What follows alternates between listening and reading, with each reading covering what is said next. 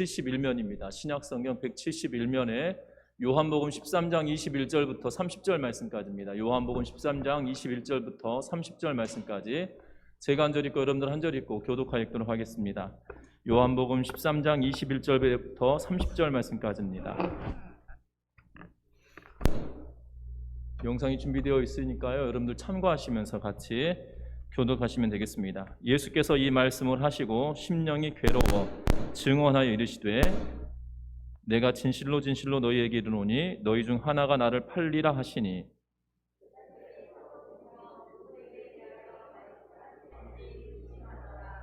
예수의 제자 중 하나 곧 그가 사랑하시는 자가 예수의 품에 의지하여 누웠는지라.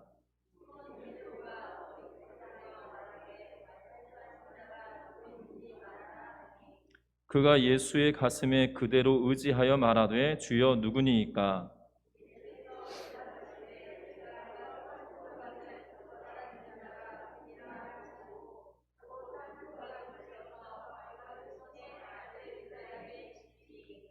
조각을 받은 후 곧 사탄이 그 속에 들어간지라. 이에 예수께서 유다에게 이르시되 내가 하는 일을 속히 하라 하시니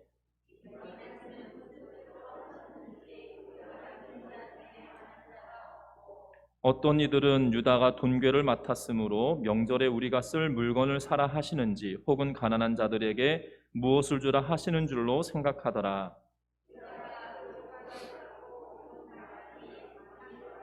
아멘.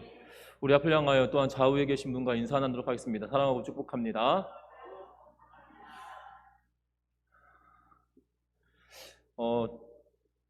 이 CBS 방송국에서 하고 있는 세밭이라고 하는 짤막한 프로그램이 있습니다. 세밭이라고 하는 것은 세상을 바꾸는 시간 15분이라는 내용을 이렇게 요새는 축약해서 앞자만 따가지고 이렇게 이야기하는데요. 세바시에 굉장히 재미난 분이 등장하였습니다. 2018년 8월에 방송되었던 방송분인데요. 그분의 이름은 변남석이라고 하는 분이십니다. 이 변남석이라고 하는 분은 중심잡기 예술가라는 직함을 가지고 출연을 하였는데요. 이분이 한마디로 말하면 중심잡기 전문가입니다. 우리는 일반적으로 이 돌을 쌓으면 큰 돌 위에 작은 돌을 올려서 돌이 무너지지 않게 돌을 쌓는데요. 이분은 작은 돌 위에 큰 돌을 올려서 중심을 잡아서 이렇게 서 있도록 만드는 분입니다.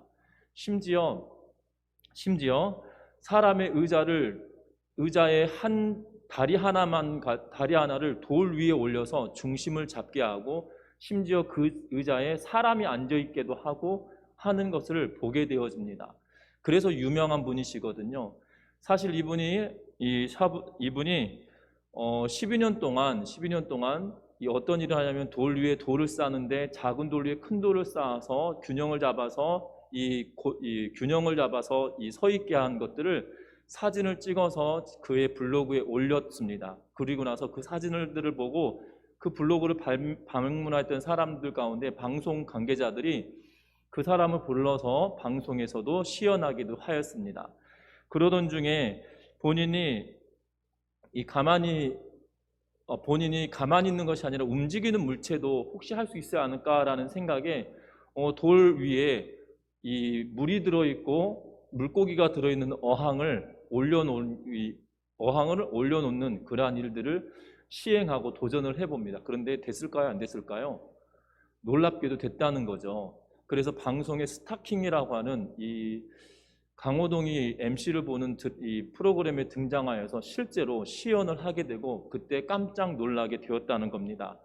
더 놀라운 건 그 방송을 보고 아랍에 있는 한 국가에서 이분을 초청해서 큰 쇼핑몰에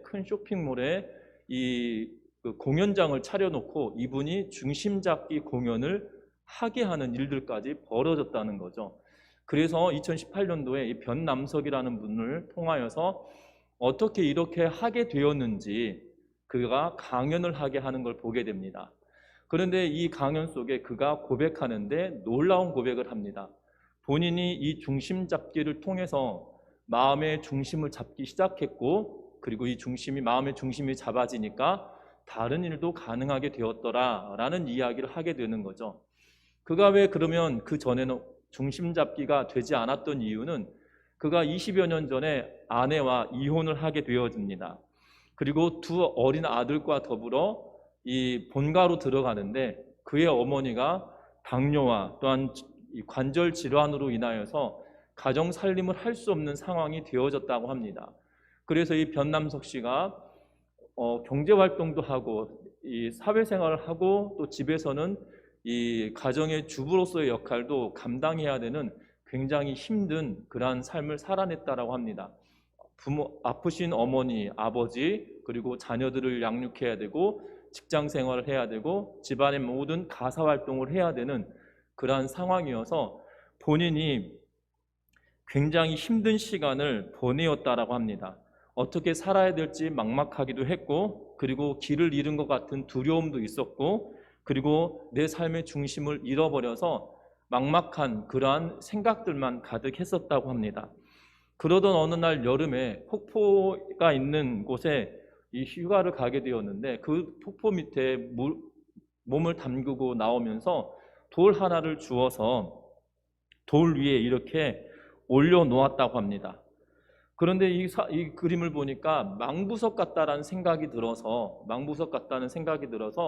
사진을 찍어두고 그리고 잠자리에 청했는데 그 돌이 계속 생각나더라는 거죠.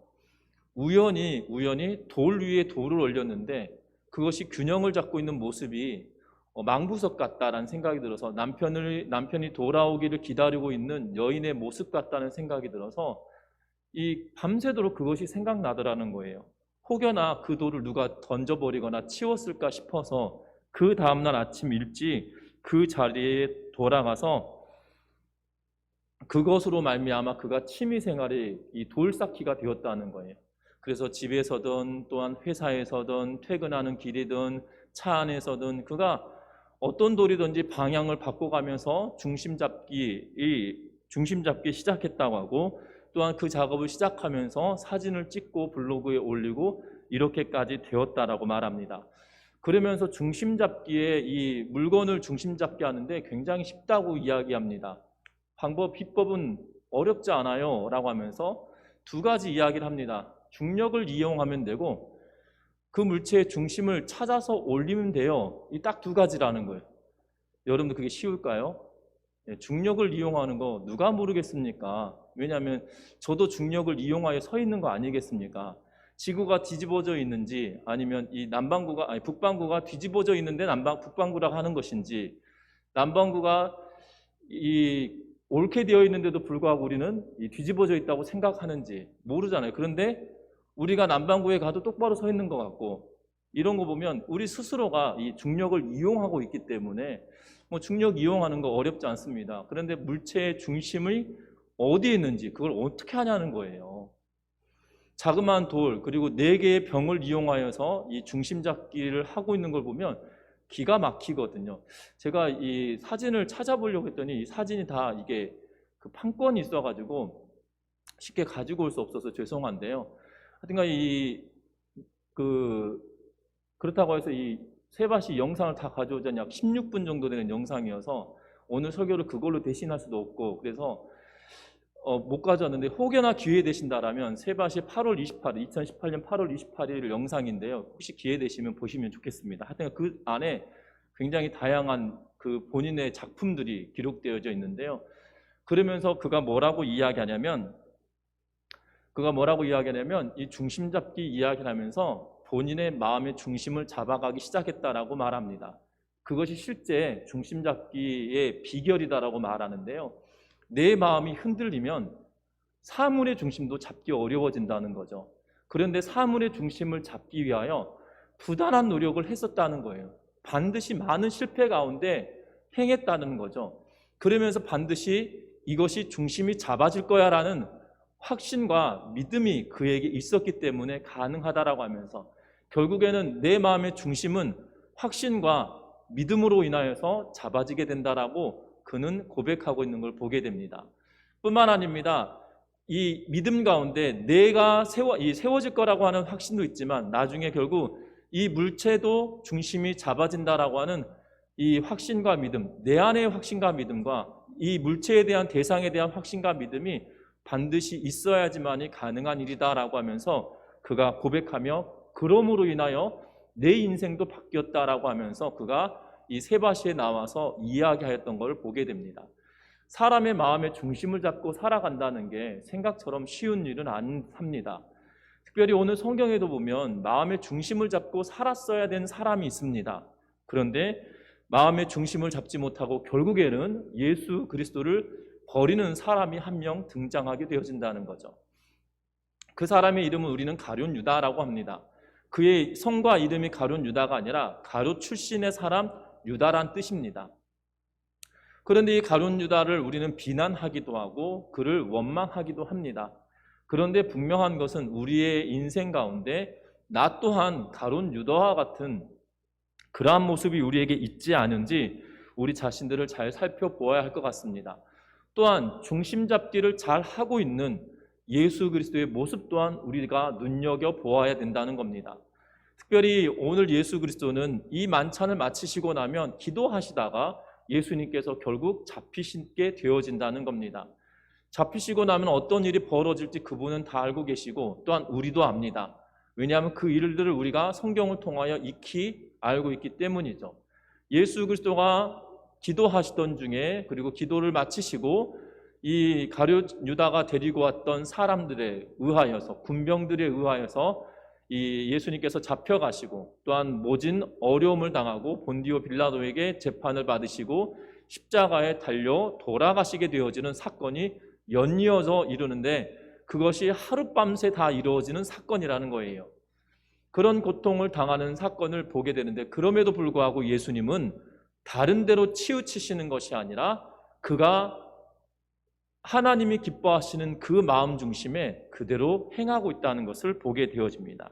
그래서 오늘 본문의 내용을 통하여서 우리들의 마음도 중심을 잡아가는 은혜가 있으시기를 주의 이름으로 부탁드립니다. 그러면 예수님께 있어서만큼은 중심을 잡을 수 없는 상황이 벌어졌다는 거예요. 우리 21절 말씀 같이 읽어보겠습니다. 21절 말씀입니다. 21절입니다. 같이 읽습니다. 예수께서 이 말씀을 하시고 심령이 괴로워 증언하여 이르시되 내가 진실로 진실로 너희에게 이르노니 너희 중 하나가 나를 팔리라 하시니. 아멘.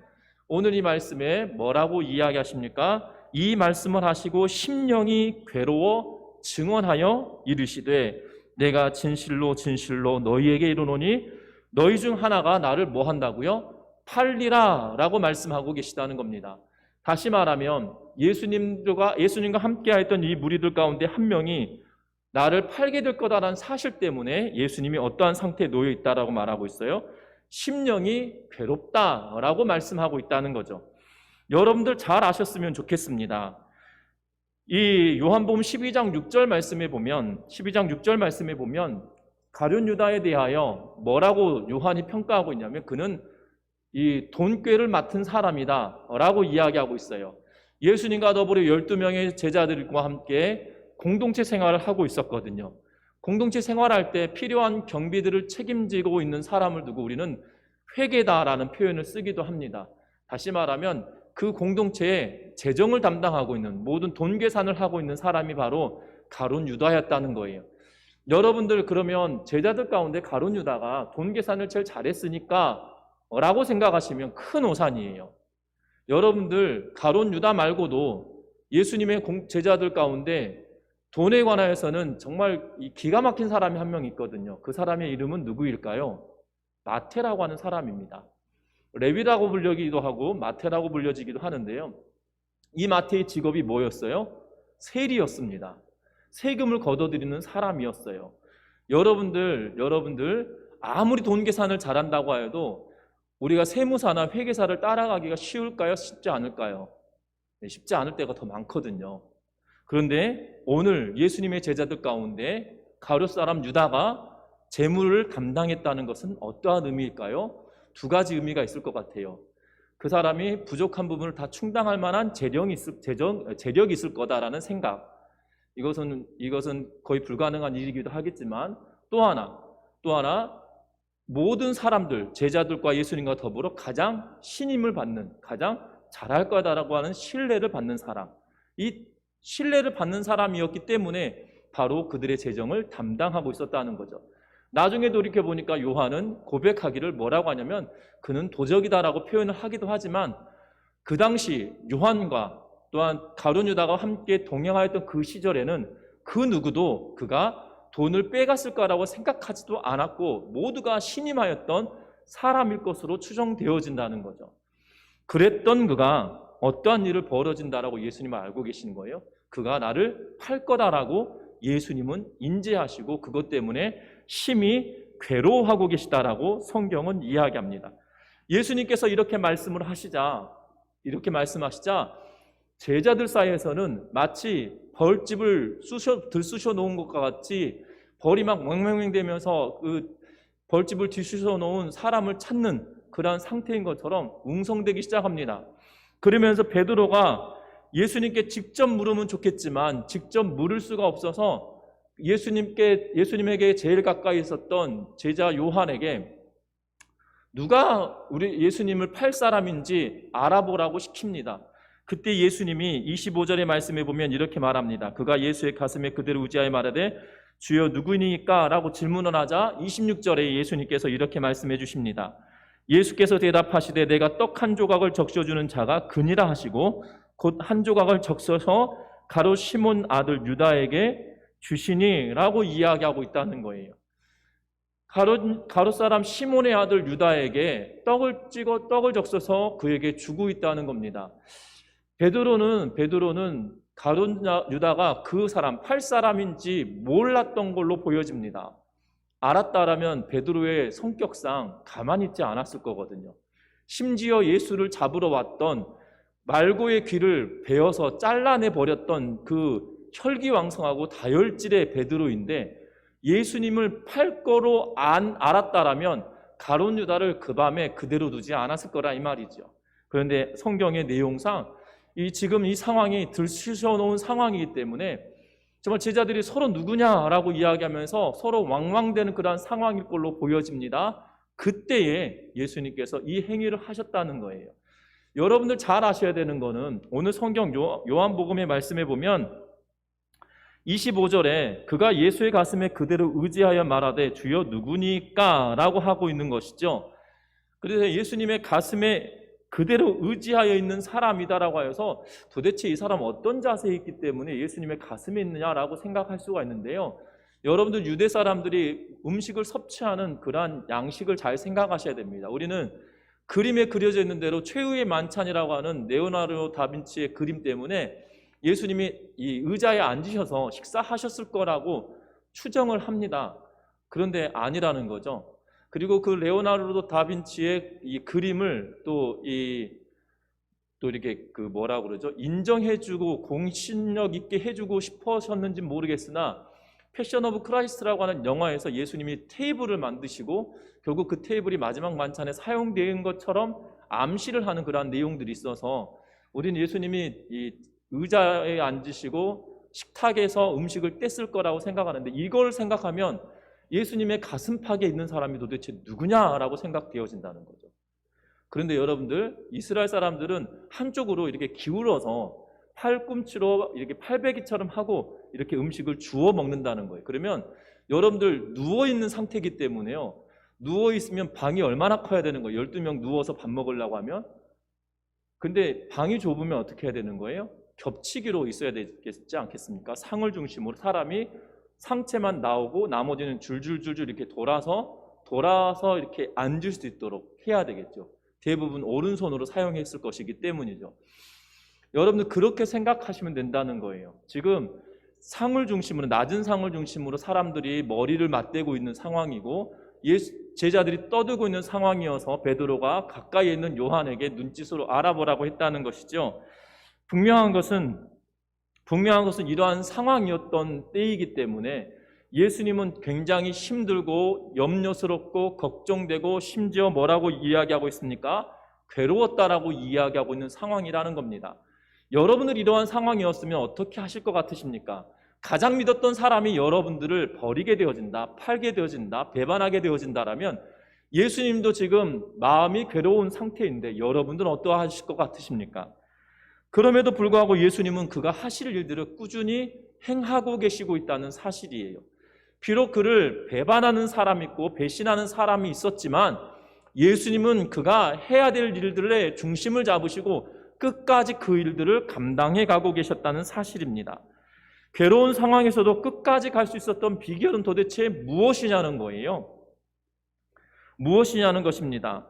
분명한 것은 예수님이 그것을 끝까지 가셨던 이유는 그 심중에, 그 마음속에 무엇이 있기 때문이냐면 바로 하나님의 계획하심이 그에게 있었다는 거예요. 그 계획하심에 대한 분명한 확신이 그에게 있었기 때문에 가능했다는 겁니다. 그분 스스로가 하나님이시기 때문에 그것이 가능했겠지만 더 중요한 것은 예수님은 말씀에 의하여 이 땅에 오신 바 된 분이셔서 말씀대로 그가 계획되고 그가 이루실 일에 대하여 확실함을 말씀을 통하여 깨닫고 알고 계셨던 분이란 사실이에요. 그러하기 때문에 말씀을 근거하여서 그가 흔들림 없이 가고 계시다는 거예요. 결국 그가 행하셔야 될 일은 무엇이냐면 그가 십자가에 달려 죽임을 당하는 것이 그가 행해야 될 최종 목적지였다는 사실입니다. 그것을 통하여 무슨 일들이 일어납니까? 예수께서 십자가의 죽으심으로 말미암아 말씀이 약속하신 것은 무엇이냐면 이것으로 말미암아 온 인류가 하나님의 사랑을 깨닫게 되어지고 하나님께로 돌아오는 놀라운 복을 누리게 된다라고 말씀하고 있다는 거죠. 다시 말하면 예수께서 어떠한 일을 하신다는 거예요? 내가 십자가의 죽음으로 말미암아 하나님의 사랑이 표현되어지고 하나님의 사랑을 아는 자들로 말미암아 예수 그리스도를 주로 고백하는 모든 이들이 하나님의 복을 누리며 살아가게 된다는 사실 때문에 복의 통로의 삶을 살아야 된다는 그 목적과 이유 때문에 그 길을 걸어갔다는 겁니다. 예수께서는 그 말씀의 중심이 되어 그것으로 인하여 내가 복의 통로가 되어야 된다는 그 확실한 목적과 이유 때문에 흔들림 없이 그 길을 가셨다는 사실입니다. 우리는 어떠합니까? 우리도 동일하다는 거예요. 저와 여러분들도 마찬가지로 하나님께서 분명한 이유와 목적이 있어서 저와 여러분들을 통하여 복의 통로로 하나님이 삼아주셨다는 거예요. 여러분들 잘 아셨으면 합니다. 아브라함에게 하나님이 부르실 때 세 가지 약속을 해주십니다. 첫 번째는 무엇입니까? 네가 큰 민족을 이루게 되겠다. 두 번째는 내가 땅을 주겠다. 세 번째는 네가 복의 근원이 되겠다. 너에게 복 빌어주는 자에게 내가 너를 통하여 내가 복을 주고 너를 저주하는 자는 내가 그를 저주하겠다라고 하시면서 그래서 네가 복의 근원이 될 거다라고 말하고 계시다는 사실이에요. 우리들에게도 마찬가지로 이 세 가지 축복을 해주셨습니다. 첫 번째는 믿는 자들이 저와 여러분을 통하여 많이 이루어진다는 거죠. 너희에게 성령이 임하시면 너희가 권능을 받고 온 유대와 사마리아 땅끝까지 이르러 내 증인이 되라라고 이야기하시고 네가 증인된 삶을 살아가면 사람들이 늘어나게 될 거다라는 사실들을 우리에게 말씀해 주십니다. 또 하나 약속이 있습니다. 우리에게 하나님의 나라를 허락하여 주신다라고 하나님의 나라를 유업으로 받는 자다라고 우리에게 약속해 주셨어요. 또 하나 그러면 저와 여러분들이 복의 근원이라는 것이죠. 우리가 복의 근원입니까? 성경은 분명하게 이야기합니다. 주는 그리스도시요 살아계신 하나님의 아들입니다 라고 고백했던 베드로에게 뭐라고 말씀해 주십니까? 과연 너 시몬아 네가 잘하였다 라고 하면서 이 고백은 네 육신의 생각으로 한 것이 아니라 하나님이 너에게 이런 마음을 주셨다라고 하면서 이 고백 위에 내가 교회를 세우겠다라고 말씀하시며 이 교회의 능력 중에 하나가 특권 중에 하나가 뭐예요? 네가 땅에서 매면 하늘에서도 매이고 네가 땅에서 풀면 하늘에서도 풀리리라 라고 하면서 이 반석 고백 위에 세워진 교회 결국 저와 여러분들이 축복의 통로이고 복의 근원이다라고 동일하게 이야기하고 계시다는 사실이에요. 여러분들이 복의 근원이고 여러분들이 축복의 통로인 것을 믿으시기를 주의 이름을 부탁합니다. 그러면 예수님도 십자가의 죽으심으로 말미암아 온 인류가 하나님의 자녀되는 길을 예수께서 여시기에 복의 통로다라는 목적 때문에 이 길을 묵묵히 가셨다는 거예요. 그러면 저와 여러분들도 마찬가지로 이 길을 묵묵하게 가야 되는데 예수님과 다르게 우리는 흔들릴 때가 너무나도 많다는 거죠. 제자인 이 12제자 가운데 한 명이었던 가룟 사람 유다도 어떻게 하고 있어요? 흔들리고 넘어져서 결국 버립니다. 뿐만 아닙니다. 예수님이 재판받으시는 그 상황에 베드로도 예수님을 3번이나 부인하였던 사건은 성경을 통하여 우리도 명확하게 알고 있는 부분이에요. 여러분들 잘 아셔야 됩니다. 왜 이렇게 흔들리냐는 거죠. 예수님은 그 길을 걸어가셨는데 우리는 왜 이렇게 흔들리고 넘어지고 쓰러지냐 이 말입니다. 중요한 것은 예수님과 저와 여러분들이 다른 점이 있다면 하나님의 말씀이 그에게 어떠한 영향을 미치고 있냐는 거예요. 예수님은 말씀 자체셨습니다. 예수님은 말씀 자체셨어요. 그러하기 때문에 예수님은 말씀 따라 살아가는 분이셨다라고 우리는 말할 수 있지만 성도들도 마찬가지로 주의 말씀을 의지하며 살아가는 자들이라는 거예요. 우리가 하나님의 말씀을 얼마나 소유하고 있느냐, 소유하고 있지 않느냐에 따라서 우리가 흔들리고 쓰러지고 넘어지기가 더 쉬워진다는 거예요. 여러분들 하나님의 말씀을 소유하는 은혜가 있으시기를 주의 이름으로 부탁드립니다. 하나님의 말씀을 소유하는 방법은 적어도 두 가지가 있어요. 하나는 하나님의 말씀을 꼼꼼하게 읽는 것, 또 하나 하나님의 말씀을 읊조리는 것, 이것을 외운다라는 표현을 쓰기도 하죠. 이 두 가지가 우리의 삶 가운데 있어야 된다는 거예요. 그런데 우리는 이 두 가지 다 하지 않을 때가 더 많습니다. 성경을 읽는 일이 되게 힘들어요. 희한해요. 그렇게 어렵지 않을 것 같은 시편을 읽는 것조차도 힘들어요. 왜 그럴까요? 성경이 하나님의 말씀이기 때문이에요. 성경이 하나님의 말씀이기 때문에 악한 영의 권세가 성경을 못 읽게 얼마나 우리를 유혹하고 넘어뜨리는지 몰라요. 여러분들 기억하셨으면 합니다. 하나님의 말씀을 가까이 하셔야 돼요. 하나님의 말씀을 통하여 하나님이 무엇을 우리에게 약속하시고 하나님의 계획하심이 무엇인지 이 성경을 통하여 우리에게 다 알리셨다는 거예요. 그런데 알려주셨는데 내가 그 성경을 보지 않고 읽지 않고 외우지 않으면 그 성경이 나에게 아무런 의미가 없다는 거예요. 결국 우리는 하나님이 우리를 통하여 주신 목적이 성경에 다 기록되어져 있는데 그 목적된 삶을 우리가 찾을 수도 없고 찾지 못했기 때문에 그 길을 걸어갈 수 없고 걸어갈 수 없기 때문에 우리의 중심은 이미 흐트러져 버린 상태가 되었다는 거예요. 여러분들 기억하셨으면 합니다.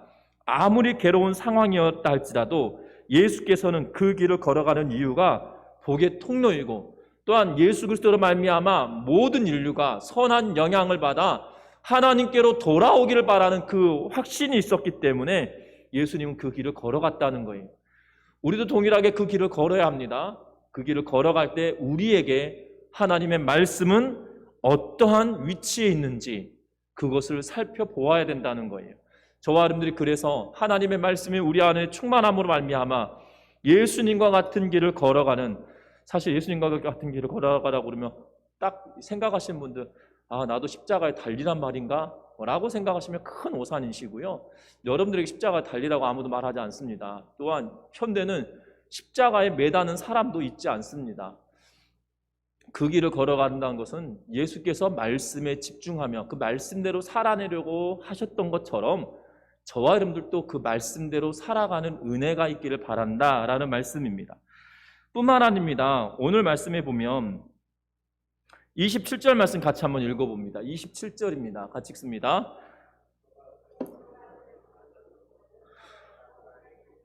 이렇게 들어간지라 이에 예수께서 유다에게 이르시되 내가 하는 일을 속히 하라 하시니. 아멘. 예수님께서 유다에게 떡을 주실 때 사탄도 그 속에 들어갔습니다. 그리고 나서 예수님께서 뭐라고 이야기하십니까? 네가 하는 일을 속히 하라 라고 말씀하고 계십니다. 여기서 예수님께서 속히 하라고 이야기하실 때 너가 행해야 될 일을 지금 즉시 행하라 라고 말씀해 주시는 것이지요. 특별히 이 본문의 내용을, 본문의 말씀을 직역하면 이러한 의미입니다. 내가 하는 일을 속히 하라는 말은 지체 없이 완수해라, 지체 없이 행하라 라는 의미로 직역할 수가 있을 것 같아요. 그러니까 네가 지금 지체하지 말고 네가 해야 할 일을 완수해라, 너는 지체하지 말고 너가 계획한 네가 할 일을 빨리 행하라라고 예수님께서는 독촉하고 계시는 것처럼 보여집니다. 여러분들 예수님께서 십자가에 달려 돌아가셔야 될 일들을 감당하실 때 가룟 사람 유다가 이 일 가운데 동참되어지는 일을 보게 되죠. 그래서 재촉하는 것처럼 보여집니다. 여러분들 그런데 단지 그 이유만 있을까요? 예수님이 이렇게 이야기하실 때 너는 속히 너가 하는 일을 속히 하라라고 말씀하실 때 단지 빨리 하라는 의미만 그 속에 있겠냐 이 말입니다. 여러분들 제가 대학 시절에 유명한 이 영화가 있었습니다. 사실 그 영화는 보지 못했는데요. 나는 네가 지난 여름에 한 일을 알고 있다라고 하는 영화의 제목이었습니다. 사실 그 영화는 무섭다고 해서 잘 보지 않았습니다. 왜냐하면 공포 영화를 혼자 가서 보기가 좀 그런 거예요. 연애라도 하면 이게 여자친구랑 같이 갈 텐데 그때는 뭐 연애를 할 생각도 없었고 그러다 보니 그 영화가 같이 가서 봐야 될 이유가 없었던 것 같아요. 그리고 사실 그런 무서운 영화는 싫습니다. 개인적으로 좀 밝고 뭐 이렇게 깨지고 막 이렇게 SF 영화나 아니면 이렇게 무협 영화 이런 걸 좋아하지 굳이 뭐 돈 내고 무서운 걸 보러 가야 될 이유도 없고 가슴 콩닥콩닥하게 만들 이유도 없어서 안 봤는데 근데 그 이후로 친구들 사이에 유행어처럼 번졌습니다. 뭐냐면 난 네가 어젯밤 뭐 했는지 안다 뭐 이런 이야기들 이런 농담이 있었거든요. 그런데 사실 농담으로 한 건데요. 그 이야기를 듣는 당사자는 내가 뭐 했는지 아나? 라는 생각이 들어서 두려울 때도 있었다라는 친구들의 고백들이 있었던 걸 보게 됩니다. 여러분들 누군가 이렇게 말하는 거죠. 난 네가 어젯밤에 뭐 했는지 알아 라고 말한다라면 어떤 마음이 드실 것 같으십니까? 어떤 마음이 드실 것 같으세요? 오늘 이 본문에 예수님께서 난 네가 할 일을 알고 있다라는 의미로 말씀하고 있잖아요. 그러면 빨리 해라라는 의미도 있지만 너 그거 안 해도 괜찮아. 안 하면 좋을 것 같아. 너가 지금 이 멸망의 길을 빨리 포기해라고 말하는 그러한 의미도 있지 않겠나라는 생각이 들어집니다. 마치 내가 대학생활 하는 동안에 난 네가 어젯밤에 뭐 했는지 알아? 라는 의미가 단지 놀리기 위한 것이 아니라 혹여나 그것을 알았다라면 너 빨리 그거 돌이켜서 좋은 걸 해야 돼 라는 의미였고 또 하나는 내가 네 어제 정말 좋은 일을 한 걸 알아봤는데 그것을 그냥 혼자만 숨기지 말고 같이 공유하자라는 의미로 사용되어질 수도 있을 것 같아요. 중요한 것은 그 의미인 거죠. 예수님께서 지금 십자가에 달려 돌아가셔야 되니까 재촉하면서 너 빨리 해라. 너 해야 될 일 있지 않아? 빨리 해라. 그래야 내가 십자가에 죽지. 이런 의미로 말씀하고만 있는 것은 아니라는 거죠. 다른 것이 아니라 네가 지금 그 멸망의 길을 걸어가려고 하느냐라고 말씀하신다는 거예요. 이 안타까운 상황을 네가 빨리 벗어나라라는 의미를 사용하고 있는 의미이기도 하다는 사실입니다. 그런데 여러분들 잘 아셔야 되는 거예요. 뭘 잘 아냐면 왜 그럼에도 불구하고 가룟 유다는 그가 예수를 파는 일에 더 적극적이었을까라는 거죠. 여러분들 잘 아셔야 됩니다. 가룟 유다는 지극히 요한의 기록을 통해서 지금까지 여러분들 가룟 유다에 대한 요한의 기록을 통해서 보면 가룟 유다는 지극히 자기 중심적이었고 자기 이익만을 추구하였던 사람입니다. 심지어 예수님의 죽음을 대비하면서 나사로의 동생 마리아가 예수님의 발에 옥합을 깨뜨렸을 때 뭐라고 이야기합니까? 그것을 팔아서 가난한 자들에게 주어라라고 말하고 있는 것을 보게 됩니다. 그 심중에는 이 본문 자체의 내용을 통해서 보면 그가 가난한 사람들을 위하여서가 아니라 돈계를 맡은 자였는데 그는 도적이다라고 이야기하면서 그 돈이 내 것이었으면 하는 의미로 그 이야기를 하고 있었다는 거죠. 지극히 개인적이고 굉장히 이기적인 사람이었다는 사실입니다. 그는 결국 자신의 목적, 자신을 위한 목적만을 가지고 살아냈던 사람이다라고 우리에게 보여주고 있다는 거예요. 자신의 목적만을 가지고 살아가는 가룟 유다였기 때문에 결국 예수님과 다른 중심이 흐트러져 버린 삶을 살아가게 되었다는 사실입니다. 저와 여러분들도 마찬가지입니다. 저와 여러분들 신앙의 공동체 가운데 우리가 살아갑니다. 그런데 신앙의 공동체는 다른 이유로 공동체가 있는 것이 아니에요. 바로 하나님의 말씀을 집중하고 하나님의 말씀에 집중하고 하나님의 말씀이 우리들에게 요구하시는 것이 무엇인지 그 말씀 앞에 순종하며 살아가는 공동체가 바로 신앙 공동체이고 믿음의 공동체라는 사실이에요. 그런데 우리 가운데 때로는 내 욕심이 더 우선일 때가 있어요. 신앙의 공동체가 하나님의 말씀대로 살아내려고 애쓰는데 반면에 이 공동체가 나아가려고 하는 방향과 다르게 내 것만을 추구하고 나만을 생각하는 사람들이 있다는 거죠. 그럴 수 있습니다. 형편과 상황이 맞지 않으니까. 그런데 형편과 상황을 고려하지 않은 것이야 말하는 것은 아니에요. 성경의 말씀대로 살아가라고 이야기하면 헌신이 필요하고 때로는 우리가 하나님의 말씀대로 살아내려고 할 때 우리에게 주시는 하나님의 놀라운 연단도 있다는 거예요. 그래야 할 때마다 자기 자신만을 생각하면 하나님 이 신앙의 공동체는 결국 어긋나게 되어질 뿐만 아니라 본인 스스로도 이 가룟 유다와 같은 길을 걸어갈 수밖에 없다는 것에 집중하는 은혜가 있으시길 바랍니다. 여러분들 하나님의 나라는 결국 하나님의 통치하심을 경험하는 사람들로 인하여 이루어지는 것일 뿐만 아니라 신앙의 공동체는 하나님의 말씀을 중심으로 이루어지는 공동체라는 거예요. 저와 여러분들 가룟 유다는 결국 자기의 목적과 자기 자신만을 위한 삶을 살아갔기 때문에 흔들리고 넘어지고 실패한 경우라는 거죠. 저와 여러분들은 어떠한지 돌이켜보면서 우리의 믿음의 공동체가 온전하게 나아가는 하나님의 말씀과 하나님의 뜻에 따라 온전하게 나아갈 수 있도록 협력하는 우리 모두가 되시기를 주의 이름으로 부탁합니다. 협력하는 것은 다른 거 아니에요.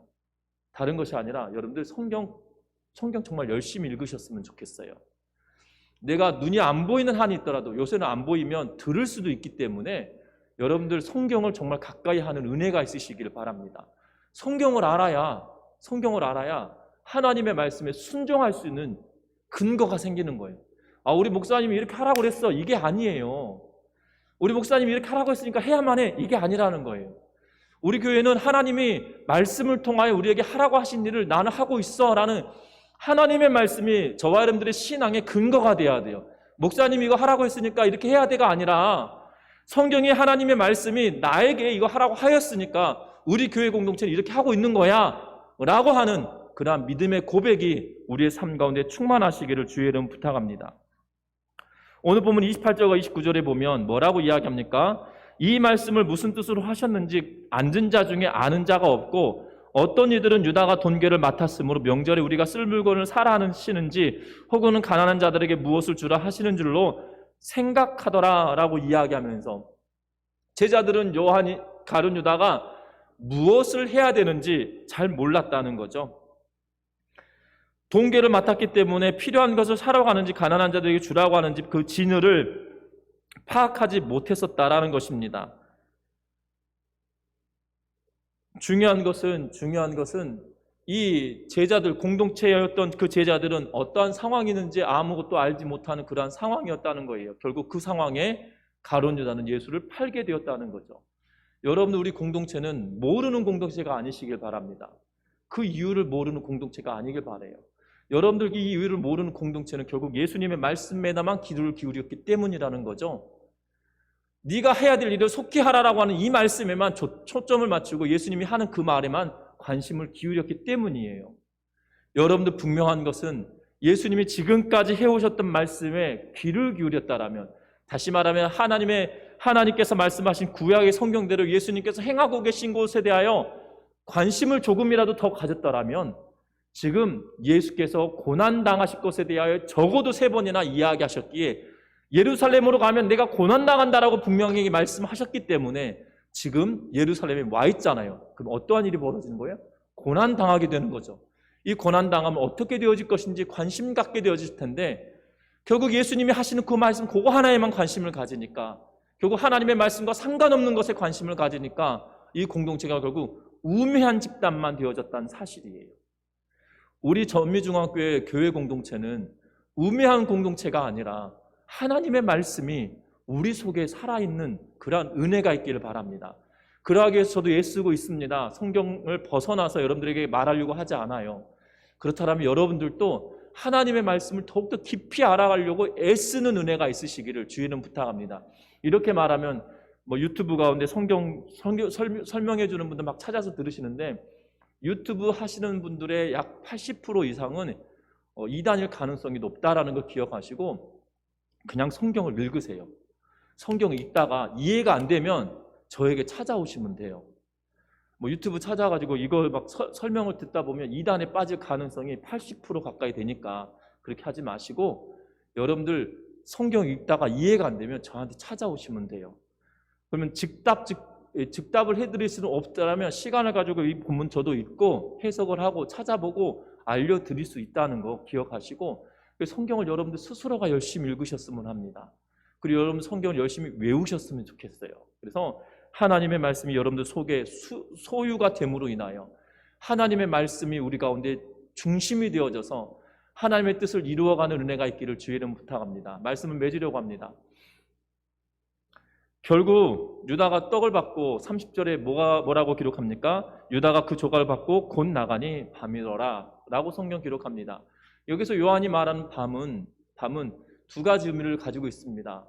이 밤은 캄캄한 밤을 의미하기도 합니다. 우리가 하루 일과를 따질 때 밤에라고 하는 그 표현이 이 밤이기도 합니다. 또 하나는 이게 이 비유적인 의미로도 밤으로 해석도 가능하다는 거예요. 유다가 가는 길이 결국 무엇에 속한 길이에요? 빛에 속한 길입니까? 어둠에 속한 길입니까? 어둠에 속한 길을 시작하고 있기에 그가 밤이더라라는 표현을 요한은 기록하고 있다는 거죠. 이미 밤인 거 다 알고 있습니다. 왜냐하면 마지막 만찬, 6월절 만찬을 하고 있는 시간대 자체가 이미 밤이기 때문이죠.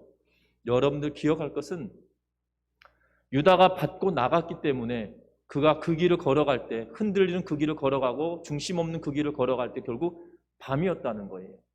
우리도 마찬가지입니다. 우리가 중심 없는 그 길을 걸어가면 현실은 밤인 것처럼 보여진다 할지라도 예수께서 행하셨던 일들은 무엇이었습니까? 빛된 길을 걸어가셨던 것을 보게 됩니다. 근데 유다는 어떠합니까? 그가 중심에 말씀이 없으니까 결국 어떠한 일이 벌어지는 거예요? 상황이 밤이었기 때문에 그냥 밤에 속한 대로 행하고 있는 모습을 보게 된다는 거예요. 교회 공동체도 마찬가지입니다.